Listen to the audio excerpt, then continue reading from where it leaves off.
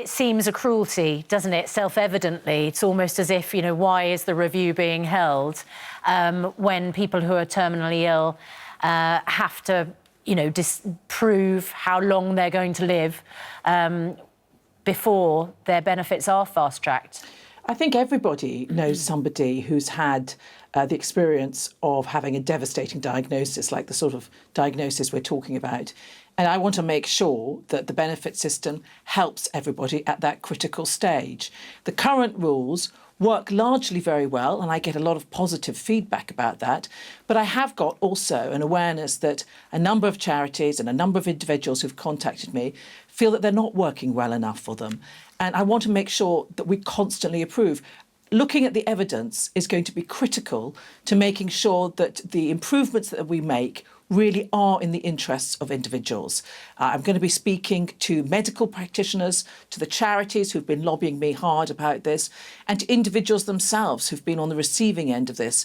And I want to be clear that the special rules that we have for people who have the sort of diagnosis we're talking about have worked well for some people. People who apply for them have been getting their benefits within 6 days of that application.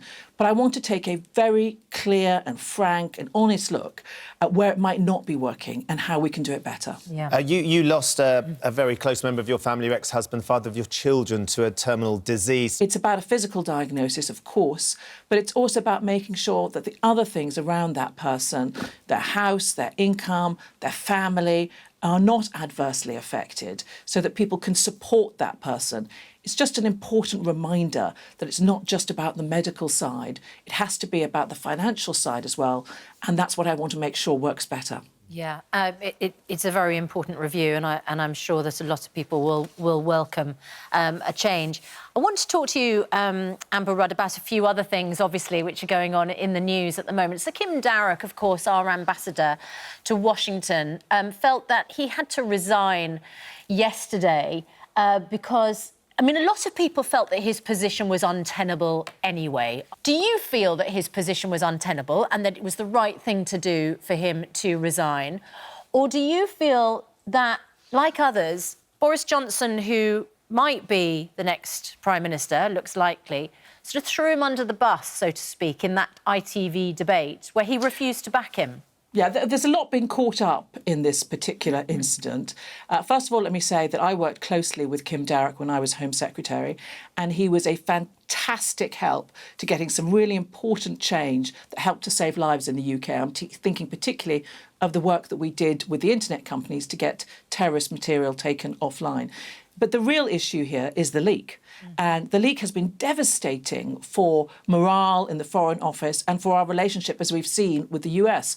And the really important thing here is that we get to the bottom of that leak, we find out who did it, and that appropriate action is taken against them. And that might be very severe action indeed. I know there have been conversations taken place with the police, because our diplomats have to be free to speak frankly and openly and privately to the government of the day to give them the information that they need. So I think we need to concentrate on the leak, and I'm absolutely clear that I think that Kim Darroch is a great loss to us. He was a great servant to the UK, and I think that any government now needs to focus on restoring trust within the Foreign Office. They need to have confidence that the government will support them. At Cabinet on Tuesday... No, but can I just say that this government does support them. At Cabinet on Tuesday, the Prime Minister, Theresa May, spoke very clearly and affectionately and professionally about the work that Kim has been doing for us. For all of that, Yeah? support and passion and clear, direct talk about how great he is, Boris didn't say that during the debate on ITV. He clearly wasn't willing to step forward, unlike Jeremy Hunt.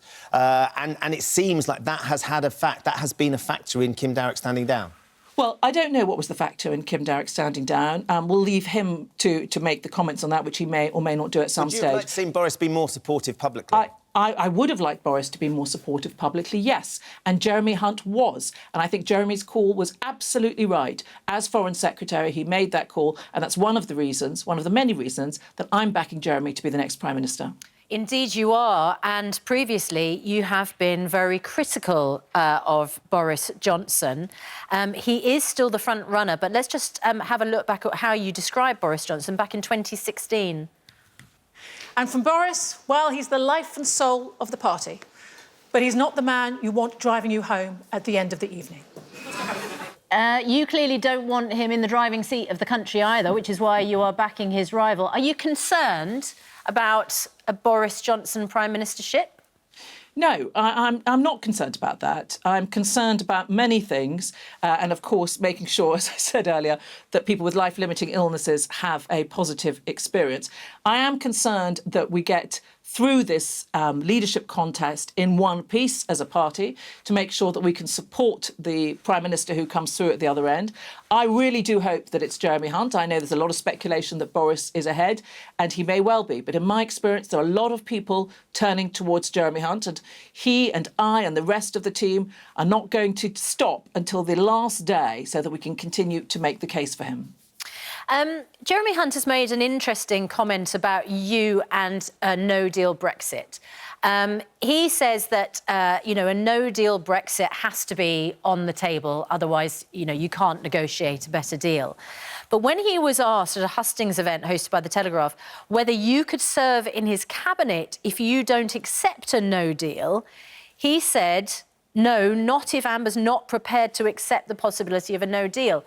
Now, what in your view would be the terrible outcome of a no-deal Brexit? Because we have the two candidates for Prime Minister saying it has to still be there on the table. It's not the catastrophe that people are predicting. Well, the fact that it's on the table has been the case for a while now, and I've been serving in a cabinet where I've accepted that. It is the default position, as we know, to the end of October. But I think that any new Prime Minister should be putting all their efforts into getting a deal. I do believe that no deal, it's evident that no deal would be bad for the country. It'd be adverse for its economy, for security, for the union. We've seen the evidence of that. But I want to make sure that I would like to help any new Prime Minister try and get a deal, because that would be so much of a better outcome. But I agree, both Jeremy and Boris have said that no deal is part of the tools that any government has. And anyway, it's not entirely up to us, because the Article 50 extension expires at the end of October. And to go beyond that, we'd have to get the permission of 27 other member states. So it's not entirely up to us. So it's right that we prepare for no deal. But I think we have to be clear-eyed about the fact that no deal would be bad for this country. We need to make sure that we get a deal. And everybody, like the leader of Kent County Council has been saying today, should be putting their shoulder behind trying to get that deal. But if cabinet members like yourself keep saying no deal's going to be terrible, we can't have no deal, aren't you undermining the negotiating position of even the person you're backing, Jeremy Hunt? We've got to go to the EU with a credible plan for no deal. Otherwise, they're just going to go, well, we just heard Amber Rudd saying it's never going to happen anyway because it's going to be terrible for the country. I haven't said that. What I have said is that we mustn't pretend that no deal is easy. We must be straight with the British people that we're in a situation where no deal is going to hurt the country to a greater or lesser degree. People have different views. Even people who are incredibly gung-ho about Brexit acknowledge that it will be difficult for the economy, difficult for the union, and difficult in some elements for the security of the country. So let's be frank about that, but let's at the same time also acknowledge that by the end of October we are scheduled to come out. So it is right to prepare just in case. But let's be frank about the difficulties, and let's be frank about the challenges too. In Parliament, there will be challenges if we find ourselves getting closer to no deal. And is your department, the Work and Pensions Department, is it prepared for no deal? 100%? 100%. Our challenge, in event of no deal, is about making sure that the benefits and the pensions go out to people who are outside of the UK and the system continues to work smoothly. We are ready to do that.